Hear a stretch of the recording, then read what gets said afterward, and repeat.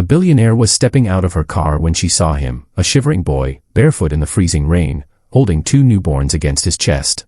Their faces were pale. His eyes, terrified. But when she asked where their mother was, his answer made her heart stop. This was no ordinary cry for help. The secret he carried would ruin reputations, shatter lives, and drag her into a fight she never expected. You will not believe what happened next. Rain lashed against the sleek black limousine as Eleanor Ward, one of the most influential women in the city, adjusted her silk scarf and prepared to leave the charity gala. Her driver rushed ahead with an umbrella, but Eleanor's eyes had already drifted toward something unusual in the distance. A small figure stood beneath a flickering streetlight. His clothes clung to his thin frame, drenched through, barefoot, shivering, and in his trembling arms, 2 tiny babies wrapped in nothing more than thin, soaked blankets. Eleanor's steps slowed. The boy could not have been more than 12. His head was bowed, hair plastered to his forehead, and every so often, he called out in a weak, hoarse voice, "Please, help, please." Most people walked past without even looking. Some pulled their coats tighter, quickening their steps to avoid him. A few gave him brief, pitying glances before disappearing into the warm glow of nearby shops. Eleanor felt a pang deep in her chest. She had grown up with everything, private tutors, chauffeurs, mansions. But this was raw, desperate survival. She approached slowly, afraid of frightening him. "Sweetheart," she said softly, "where are your parents?"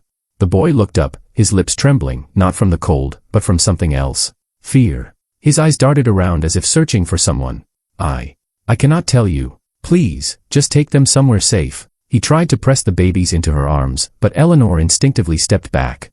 "What do you mean, you cannot tell me?" she asked, crouching down to meet his eyes. His answer was barely a whisper. "Because if they know I spoke to you, they will hurt us." Eleanor's heart skipped. They. Before she could ask more, the boy's gaze shifted over her shoulder. His face drained of color. Without another word, he turned and bolted into the rain, disappearing into a maze of dark alleyways, leaving Eleanor staring down at the fragile infants now in her arms.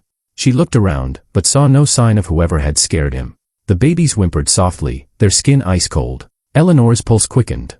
She knew she could not simply call the police, not when the boy's words hinted at something far bigger, and far more dangerous. She stepped into her car, clutching the infants close.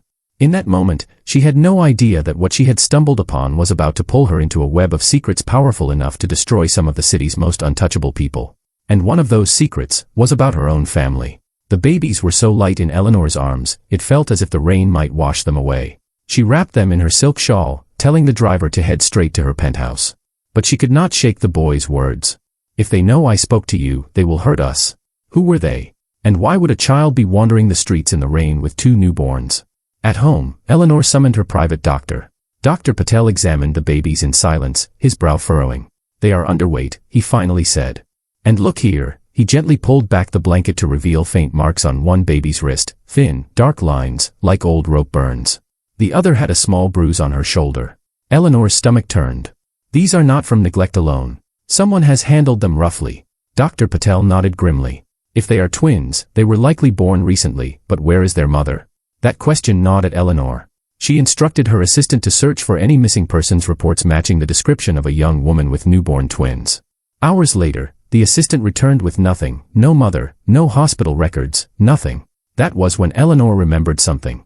Just before the boy ran, she had seen a shadow in the rain. A tall man standing across the street, watching them. He had not moved. He had not blinked. And the moment she turned toward him, he was gone. By midnight, the babies were asleep in warm blankets. But Eleanor's mind refused to rest. She kept picturing the boy's terrified face. Something inside told her he would not survive long out there, especially if someone was hunting him. Then, just past 2 a.m., her phone buzzed. No caller ID. She hesitated, then answered. A low male voice spoke. "You have something that does not belong to you." Her grip tightened on the phone. "Who is this?" "You know who," the voice replied. "Return the babies to the alley behind Harbor Street in 1 hour. Do not call the police. If you do, the boy will pay the price." The line went dead. Eleanor's chest tightened. They have him. For a moment, fear told her to follow the instructions. But then something far stronger replaced it, rage. She was not about to hand 2 helpless babies back to whoever had left them freezing in the rain. She made a decision that would change everything. Instead of heading to Harbor Street, Eleanor called someone from her past. Someone who owed her a favor. Someone who could fight back against men like this. And when he picked up, she said only 4 words, "They have the boy." The city was silent at 2:30 a.m., except for the low hum of Eleanor's secure line as she waited. Minutes later, a deep voice answered. Eleanor Ward. I did not think I would hear from you again. Lucas, she said quickly. I need your help. They have a boy, 12 years old, and they want me to hand over 2 newborns to get him back. A pause. Who's they? I do not know yet, Eleanor admitted, but they are organized, watching me closely, and they are not afraid to threaten children. Lucas exhaled sharply. Send me your location. Do not open your door for anyone. Within an hour, Lucas arrived. Former military intelligence, now a private security consultant, he was one of the few people Eleanor trusted with her life. His eyes landed on the twins. They are not ordinary missing children, he said quietly. Eleanor frowned. What do you mean? He nodded toward the faint marks on the baby's wrists.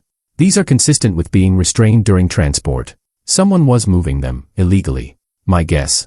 They are part of a black market adoption ring. Her breath caught. And the boy. Lucas's voice dropped lower. Likely the older brother, or at least, he was protecting them. If he's in their hands, they will not keep him alive once they think he is no longer useful. The words felt like ice in her veins. Just then, Eleanor's phone buzzed again, another unknown number. This time, she put it on speaker. You did not follow instructions, the same cold voice said. You have one more chance. Bring the babies to Harbor Street now, or the boy disappears forever. Eleanor forced her voice to stay calm. If you hurt him, you will regret it. The men chuckled. You think your money makes you powerful? Eleanor Ward, you have no idea who you are dealing with. This goes higher than you. The call ended, leaving only the sound of the twins stirring in their blankets. Lucas turned to her. We cannot just hand them over. But if we go to the drop point, I can set up surveillance and track them. Eleanor hesitated. If this ring is as big as you think, it will not just be dangerous for me. She looked down at the babies and then back at him. It will be dangerous for you too. Lucas gave a thin smile. Danger is my old friend. An hour later, under the cover of darkness, they approached Harbor Street. Rainwater pooled on the cracked pavement, reflecting the dull orange glow of streetlights. Eleanor clutched the twins, her heart pounding. From the shadows, figures began to emerge. Not just 1 or 2, but 5 men, all dressed in black, their faces hidden. One stepped forward. Hand them over. But before Eleanor could respond, a familiar voice cried out from behind the men. Do not give them the babies. It was the boy. And he was not alone.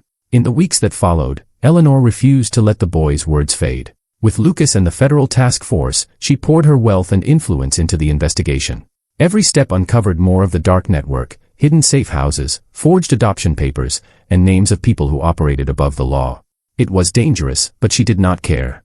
The boy stayed with her, the twins grew stronger, and every sleepless night she thought only of Clara. The breakthrough came after a raid led them to a quiet safe house far from the city. Eleanor stood outside in the rain, her heart pounding as the door opened. A thin woman stepped out, her face pale, her wrists marked with scars. For a moment, she looked lost, until her eyes met Eleanor's. Recognition flickered. You kept your promise, Clara whispered. Eleanor stepped forward and wrapped her arms around her. The boy clung to Clara's side, sobbing, while the twins reached out from Eleanor's arms, grasping at the fabric of Clara's dress. It was not just a rescue.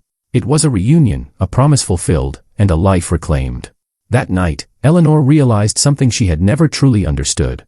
All the wealth, the power, the status, none of it compared to the moment she chose to stop for a shivering boy in the rain. That choice had saved lives, healed a broken friendship, and given a family back to each other.